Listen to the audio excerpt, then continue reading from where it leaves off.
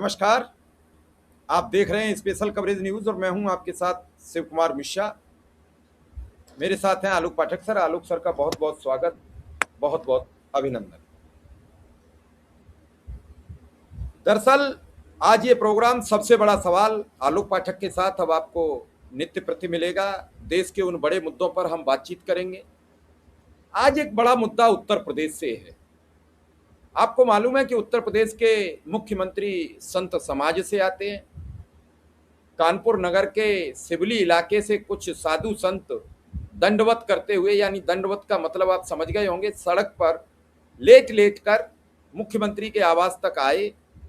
आवास पे जाकर वो 5 कालिदास मार्ग पर मुख्यमंत्री से मिलना चाहते थे। वो भूमाफिया की शिकायत करने आए थे। मंदिर की लगभग 200 बीघा वो जमीन बता रहे थे, जिस पर कुछ लोगों की निगाह है। अभी बीते दिनों योगी आदित्यनाथ जी ने कहा था, बड़ी तेजी से वो रील वायरल हुई थी कि अगर भूमाफिया कुछ करेंगे तो उसके लिए उनके पास बहुत सटीक इलाज है। ये सुनकर ही वो आए कि कानपुर की पुलिस नहीं सुन रही है, सिवली के एसएचओ नहीं सुन रहे हैं, उस इलाके के एसडीएम नहीं सुन रहे हैं। वहां पर जो पुलिस ने किया, पहले आप उस वीडियो को देख लें ताकि मन में कोई भ्रम न रहे कि हम कोई ऐसी खबर तो नहीं लाते हैं जो अलग हटके हो। ये 5 कालिदास मार्ग का बात बोल रहे हैं आप। तो ये दिखाओ नो। और ये देखिए, ये उत्तर प्रदेश की पुलिस और उसी उत्तर प्रदेश में जहाँ के मुखिया, जहाँ के मुख्यमंत्री खुद संत हैं। ये कैसे कानून तोड़ रहे हैं आप? कहाँ का परमिशन? ये देख लो कहाँ का 90 दिन का कानून है मेरा। ये देख लो रामधुन करने का। ये पढ़ो आप हिंदी में लिखा। I have fully capacity and कानून act everything I known well, but why are you touching me? What is the reason? इसलिए क्या answered me first of all. रुक जाइए। वहाँ पर साधु संतों को कट्टा लहरा रहा, हमारी मोटरसाइकिल भी छीन लिया, हमारा बैग छीन लिया, उन्होंने गोली भी चला दिया और हमारी मोटरसाइकिल छीन लिया, हमारा बैग छीन लिया, मोबाइल छीन लिया। अरे तो आप पुलिस, आपसे क्या लेना देना मुझको? हमारा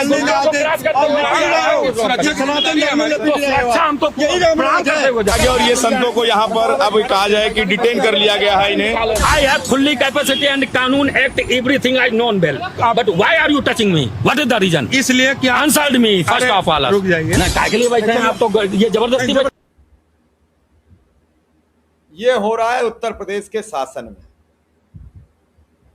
लोग परेशान हैं, लोग अपनी शिकायत मुख्यमंत्री से करने आ रहे हैं कि हुजूर बचा लीजिए, माई बाप बचा लीजिए। बड़ा बुरा हो रहा है इस राज्य में। जो सोचते हैं उससे ज़्यादा हमें कष्ट झेलने पड़ रहे हैं, लेकिन इन कष्टों को सुन कौन रहा है? ये खबर जब वीडियो वायरल हुआ तो मामला ब्रजेश पाठक तक पहुंचा। तो ब्रजेश पाठक जी ने इस मामले में इन साधुओं को अपने यहाँ बुलाया, फिर उन्होंने बात सुनी। वो वीडियो भी देख लें। अपनी तरफ से। और काम किससे का? डीएम कानपुर नगर से है। जी जी जी हाँ जी हाँ, सब अधिकारियों के तो डीएम आप के लिख लो, साइन इनका हैं। काम करा के दो। हाँ, और ये काम हमारा जाएगा। हमने 3 बार गठित करके कोई गया नहीं वहाँ। ये वाली ना तुम लिख लो। अरे वो अंदर ले गए। आप चिंता मत करो, जो अंदर दरखास्त गई है पूरा मंगाओ और बाबा का पूरा काम लिखो और हमारी बात करा करके सुनिश्चित करो कि बाबा की जमीन पर कब्जा कोई न करे, बाबा की पूरी मदद हो।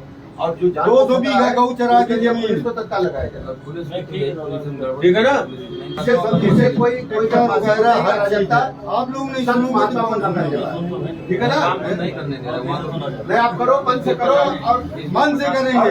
राम नाम का गुंजायमान कर दो पूरे देश जी में। कर देंगे पूरे देश में। राम नाम का गुंजायमान कर दो, सनातन संस्कृत का झंडा लेकर के पूरे देश में जाओ। जी जी और जी। ये मकान, जमीन और पुलिस की सुरक्षा पूरी मिलेगी। ठीक है? अब आलोक सर आप बताइए कि क्या हो। मैं तो मुख्यमंत्री जी के उस भाषण को याद कर रहा था जो उन्होंने मऊ में दिया था। अब किसी माफिया में हिम्मत नहीं है किसी हिंदू को बंदूक दिखा सके या उसको कुछ कर सके। वो कह रहे हैं हमारी मोटरसाइकिल छीन ली। कहाँ आप ये बात कह रहे हो? अरे पहले मोटरसाइकिल छीन ली। ये कानपुर के सिवलू में है इनकी जैसा आपने बताया, इनके मंदिर पे इनको रामधुन का पाठ नहीं करने दिया जा रहा है। और मुख्यमंत्री कौन है? योगी आदित्यनाथ।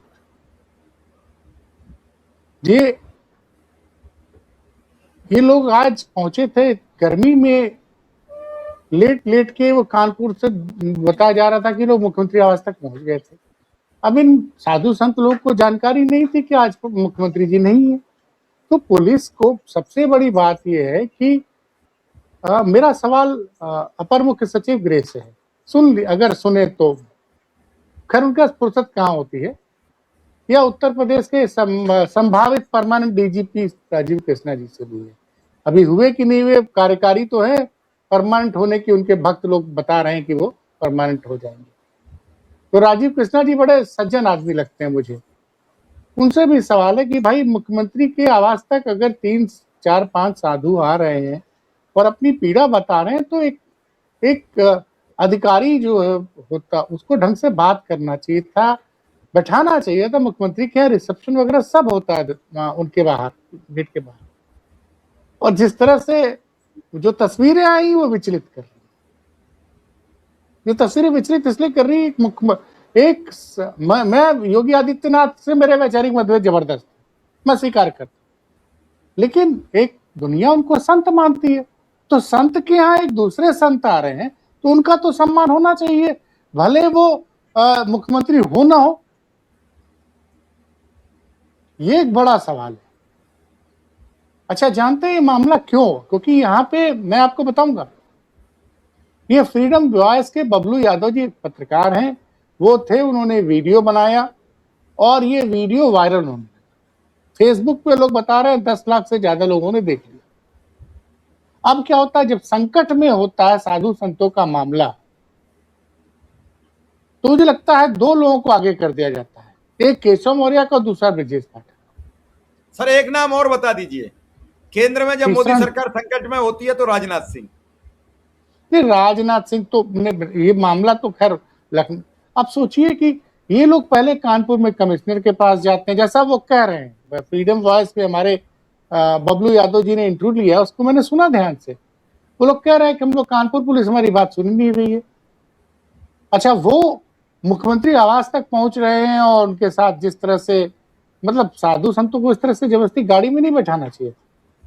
कोई अधिकारी, बड़ा अधिकारी आता, वो बबलू यादव ने उस पुलिस अधिकारी, मुझे लगता है इंस्पेक्टर लेवल का, से बात करने की कोशिश की तो उन्होंने कहा कि मैं अधिकृत नहीं हूं मीडिया से बात करने के लिए।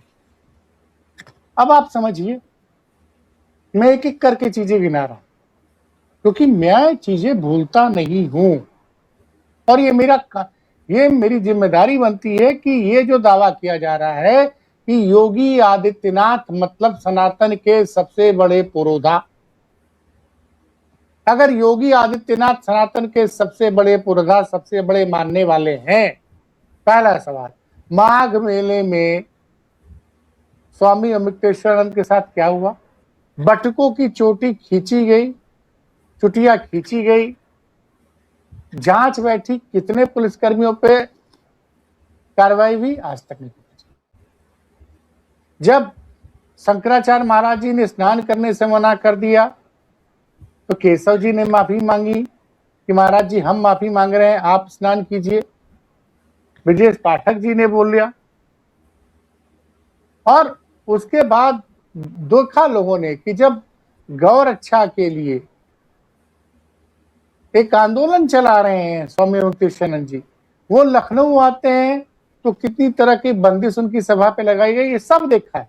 ये भक्त मीडिया डरे, क्योंकि भक्त मीडिया लोक भवन के जो सरकार के टैक्स के पैसे से जो धन आता है, जिसको बांटा जाता है कि तुम लोग भैया दिन रात योगी का गुणगान करो, वो उनकी मजबूरी है योगी जी का गुणगान करे। लेकिन हम योगी जी को सच्चाई का आईना दिखाने की कोशिश करते रहेंगे जब तक इस धरा पर हैं। मेरी कोई व्यक्तिगत दुश्मनी योगी जी से नहीं है। समस्या यह है कि योगी जी के आसपास चाटुकारों ने एक घेरा बना रखा है, ये योगी जी का नुकसान कर रहे हैं, और इन्हीं चाटुकारों ने मायावती को सत्ता से बाहर किया। इन्हीं चाटुकारों ने, ये जो एक होता है ना आई एम सेफ सर्विस,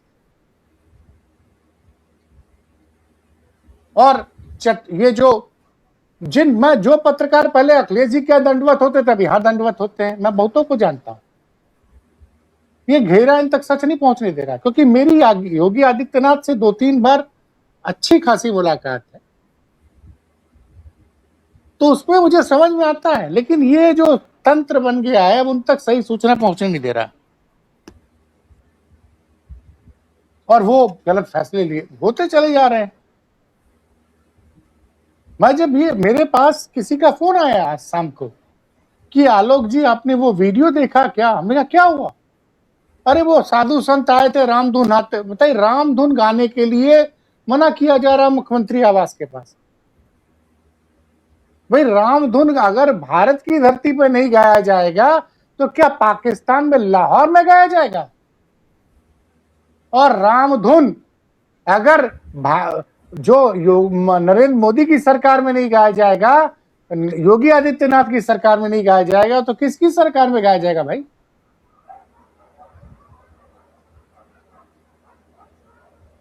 वो स्वामी जी महाराज बता रहे हैं कि भैया मैंने नर्मदा नदी का वो किया, उसके बाद मैं कानपुर में सिवली में यज्ञ करना चाहता हूं, रोका जा रहा है। शिव कुमार जी, कल दिन भर सोशल मीडिया पे चला था, खुरपेच नाम का ट्विटर हैंडल है, उनके जो लोग उस ट्विटर हैंडल को चलाते हैं उनको मैं प्रणाम करता हूं, उनके साहस को मैं प्रणाम करता हूं। मेरी उम्र 58 साल होने वाली है, लेकिन और 1991 से मैं देश की सबसे बड़े मीडिया हाउस में जुड़ गया था, 1991 में 21 साल की उम्र में।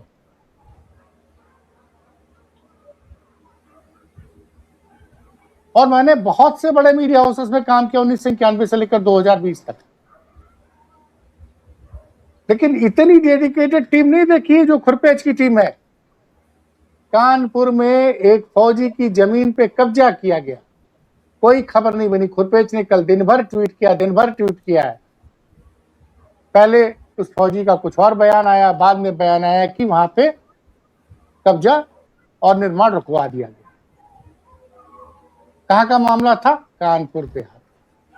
मैं गिनते जाइए आप। आईटीबीपी के जवान की मां का हाथ काटा गया अस्पतालों की लापरवाही के द्वारा। जब वो पहले जाता है तो एक उत्तर प्रदेश पुलिस के अधिकारी कहते हैं उस आईटीबीपी के जवान को, ए नेता इधर आओ।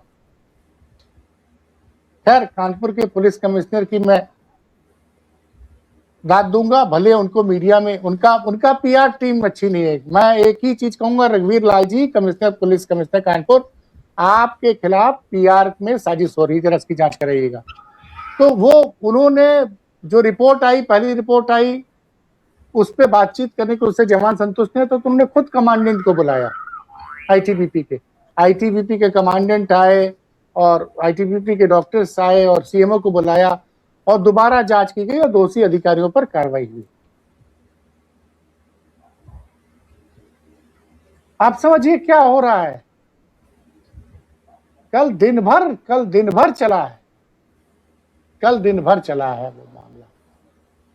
उसके बाद बात ये नहीं है, अगर कालिदास मार्ग पर जी, मैंने बात समझिए ना। मुख्यमंत्री कह रहे हैं कि किसी भी माफिया को अब वो ताकत नहीं रही किसी हिंदू को बंदूक दिखा सके। मुख्यमंत्री मऊ में बोल के जाते हैं, दिन में रात होते गाजीपुर के एक होटल व्यवसायी के इकलौते बेटे को भून देते हैं अपराधी उसके होटल के बाहर ही।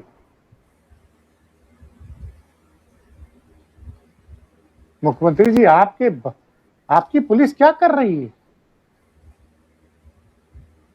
और दिन में दृश्य आता है प्रयागराज में हिस्ट्री सीटर फायरिंग कर रहा है ताबड़तोड़। शाम होते होते खबर आती कि पैरा ओलंपियन गोल्ड मेडलिस्ट एक त्यागी नाम का लड़का, उसकी लाश मिलती है गाजियाबाद में, पुलिस बताती है कि गोली लगी हुई है। कौन सा उत्तर प्रदेश है भाई? 2 दिन पहले लखनऊ में, 3 दिन पहले एक प्रॉपर्टी डीलर को दिन दहाड़े भून दिया गया। उसके बाद शिवम सिंह नाम का एक भारतीय जनता पार्टी का पदाधिकारी था, वो आया था अयोध्या से लखनऊ। उसका सिगरेट की दुकान पे कुछ लोगों से विवाद हुआ, लोगों ने उसको पीट के उसकी जान ले ली। अभी खबर आई है कि मुख्यमंत्री जी ने वो कानून व्यवस्था मीटिंग की थी, उसके बाद वहां के एसीपी, एसएचओ और विभूति खंड और विस्तार के एसओ को वहां से ट्रांसफर किया गया।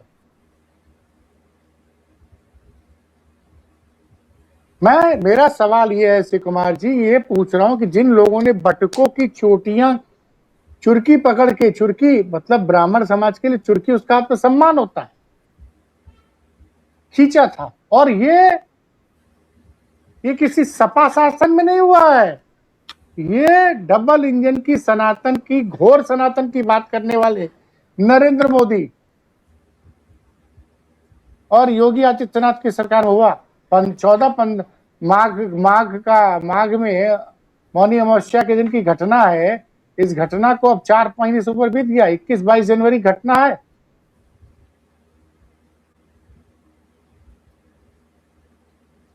पांच महीने से ऊपर का समय हो गया, अब तक पता नहीं चला कि दोषी अधिकारियों पे क्या कार्रवाई हुई।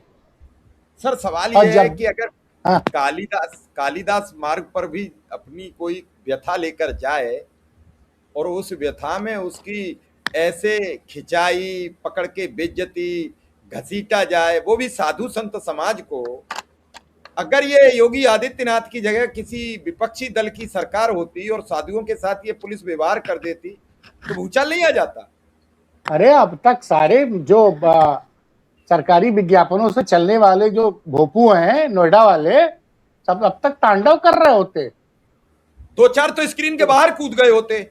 उसको सरकार को सनातन विरोधी बनाते। और एक अब ब्रिजेश पाठक आएंगे। पाठक जी कितने ब्राह्मणों के आंसू पोंछेंगे, एक बड़ी नहीं पर साधुओं के आंसू पोंछेंगे। मेरा पाठक जी से सवाल है कि पाठक जी आपने उन साधुओं का सम्मान किया, अच्छी बात है, लेकिन जरा ये बताइए कि माघ मेले में जब आपने कहा था कि केशव मौर्य जी से भी मेरा सवाल है कि भैया माघ मेला में दोषी पुलिस अधिकारियों पे क्या कार्रवाई हुई? श्री कुमार जी, मैं बनारस का रहने वाला हूं, भोले बाबा का भक्त। मेरे लिए भोले बाबा कड़ में व्याप्त है, हर जगह मेरे साथ भोलेनाथ रहते। जो ज्योतिष पीठ के शंकराचार्य हैं उनको शिव भक्त माना जाता है। स्वरूपानंद सरस्वती के शिष्य हैं स्वामी अभी शंकराचार्य जो है अमृतेश्वरानंद जी। स्वरूपानंद सरस्वती को साक्षात शंकर भगवान का स्वरूप माना जाता था। और अखिलेश यादव की सरकार में अमृतेश्वरानंद जी के ऊपर पुलिस ने लाठियां भाजी थी।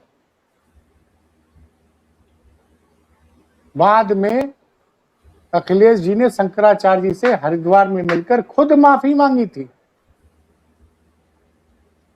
क्या मुख्यमंत्री जी ने एक शब्द भी, खेद भी प्रकट किया तो अमृतेश्वरानंद के साथ जी क्या हुआ? किसी साधु और संत को अहंकार शोभा नहीं देता है। और योगी जी जो आपके अकारण बड़ाई करते हैं, जो अकारण आपके चरणों में गिरते हैं, वो आप चापलूस हैं, वो आपका भला कभी नहीं सोचते हैं। मैं भक्तों की बात नहीं करता हूं कि कोई आदमी भक्ति भाव से है, आपको प्रणाम करे, आपके सामने दंडवत हो जाए तो वो आपकी पीठ को प्रणाम करता है, आपके प्रति सम्मान रखता है। लेकिन ये जो चाटुकार आपके चारों तरफ फैले हुए हैं, जो दिन रात आपके चरणों में गिरते रहते हैं, क्योंकि जो पता ही रामधुन, वो कह रहे थे हम यही इसी सड़क पे रामधुन गाते, कि नहीं यहाँ नहीं गा सकते, हाई सिक्योरिटी जोन है। फिर हाई सिक्योरिटी जोन में रामधुन गाना मना होता है क्या? कोई संविधान ऐसा है क्या? वो बोल रहे हैं साधु महाराज कि भैया चेक कर लो, मेरे पास लंगोट के अलावा कुछ नहीं है। अरे वो दंडवत करते करते, मैंने पूरा दर्शकों से कहूंगा कि फ्रीडम वॉइस का वो वीडियो जाके देखें। इतनी गर्मी में दंडवत करते करते सड़क पे आ रहा है कोई साधु, आप उसको पानी पूछिए, उसको जलपान कराइए। मुख्यमंत्री आवास में जलपान की व्यवस्था होती है और जनता के टैक्स के पैसे से होता है। पुलिस और उनके अधिकारी को अपने पॉकेट से नहीं करना होता है।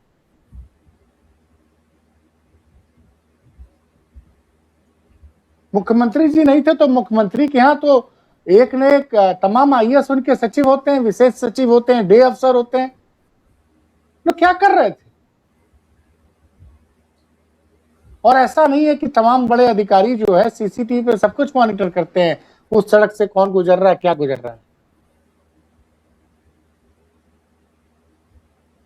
माफ कीजिएगा, हमारे पत्रकार साथी अभिषेक उपाध्याय लिखते हैं कि सत्ता ने दुत्कारा, पाठक जी ने दुलारा। अरे भाई साहब, साधु संत को प्रेम से बोल दीजिए।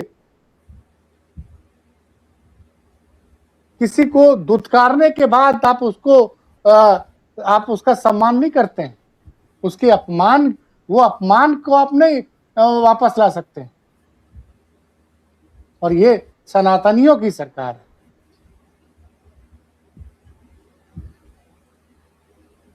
चलिए सर, अब देखते हैं कि सनातनी सरकार क्या इनका सम्मान लौटाएगी, या फिर योगी आदित्यनाथ उन पुलिसकर्मियों के खिलाफ कार्रवाई करेंगे, या फिर सिवली थाने की पुलिस के खिलाफ कार्रवाई करेंगे, या कानपुर पुलिस के खिलाफ। हमें प्रतीक्षा रहेगी। फिलहाल इस खबर को यहीं विराम देंगे। आपने बड़ी महत्वपूर्ण खबर दर्शकों तक पहुंचाई है, इसके लिए आपका बहुत बहुत आभार, बहुत बहुत धन्यवाद।